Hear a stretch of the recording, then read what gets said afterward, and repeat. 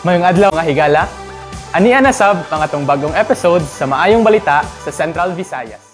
Sa mga taga Bohol, ania ang Maayong Balita alang kaninyo.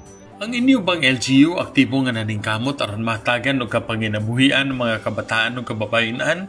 Ang kakuwang sa kita nga ikaabag alang sa panimalay, may kasagaran nga hinungdan sa away. Kay kung may kwarta pa, may katimbang na sa gasto sa pamilya.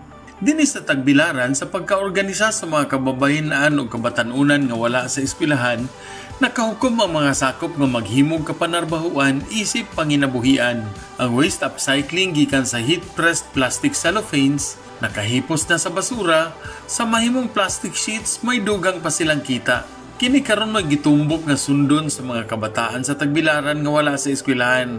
Ang mga kababayenan nga makaumao manahi ang city government na malit og makina pang sastre aron himuon ang usa ka production line sa garments factory. Ang City Government of Tagbilaran nag-implementar nining programa nga bahon og abante sa bagong Asenso Livelihood Project. Diin puro mga kababayenan ang nag-interest. Base sa survey, napili nila nga ang pagpanahi. Sa ilang ipili nga skills trainings and dressmaking and tailoring.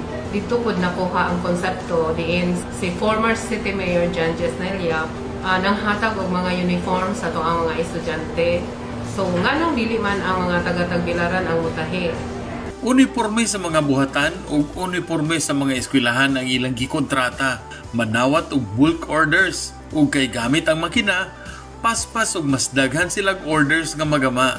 Daghang matahi nga sinina, mas kasaligan ang ilang kita. Salamat sa city government officials nga sa city youth o women nagpakabana. Gikan diri sa Bohol alang sa Maayong Balita Central Visayas, kini si Ray Anthony Chu, PIA Bohol.